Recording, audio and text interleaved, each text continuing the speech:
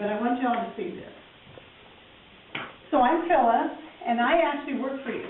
Under contract, emergency management in Kitsap County serves the 4 cities and the county, unincorporated Kitsap County. So first I want to finish off with this, because I think you really have to have a good understanding what's about to happen. And all the money in the world does not change what I'm about to tell you. You've got to push in this extra levy, I agree with you, because you should have a fire station man throughout down until you get down to that 5-minute response. But what we have just finished doing this last year. We're still in the testing mode. We know it works, but until you have a real disaster, you have to keep testing. So the island is broken up into these 3 stations, and inside this area are critical facilities. Okay? So let's keep the critical facilities in green. A critical facility could be the fire station, a law station, high occupancy building, high occupancy apartment building, a nursing home, a critical facility that either is so critical to island government, we need to save it first, or it is a critical facility because there's so many people there that it could cause a lot of harm if we don't get in there and help them out. A school could be a critical facility, but your home is in blue, and you're not a critical facility. I always am very honest as the Director of Emergency Management. I think citizens at all times should know where you stand on the totem pole. And if this was the pole, you're here, at the very bottom, in an emergency. A single home, a single person in a major disaster is not our issue. We'll tell you, you dial 911, and today, if you dial 911, even on Cambridge Island, and let's say you fell and you can't get up, right?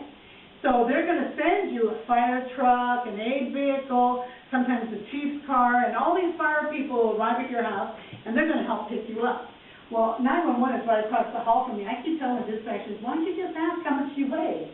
And then they, she's a large woman like me, send 5 guys. She's tiny like you, send 2. But they don't do it that way.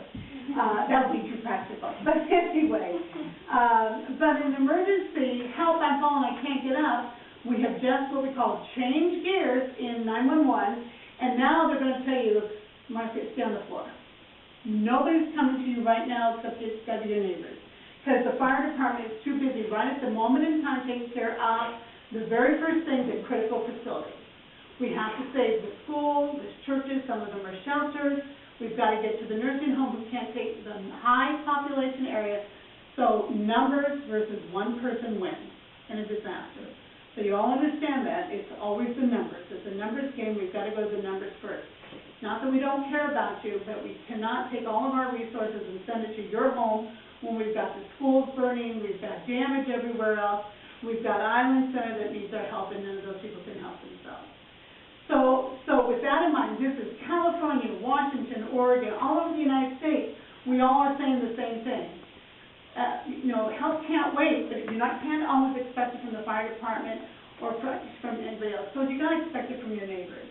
So with this Map Your Neighborhood program that we have that I want to just briefly talk to you about is that we're going to teach you how to take care of yourself, okay? And if you can walk back here, then you're on the search and rescue team now. As far as I'm concerned, age has no barriers on this one. If you can walk, you're doing good.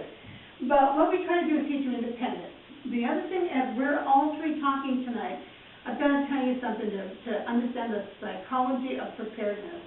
I'm not going to embarrass you, because most of you probably don't have 7 days worth of food or water at home right now. How many of you have 3 days, do you think?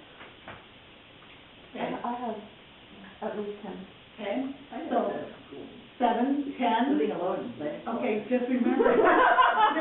You don't understand. We're now a name, we're coming to your home. Okay, so this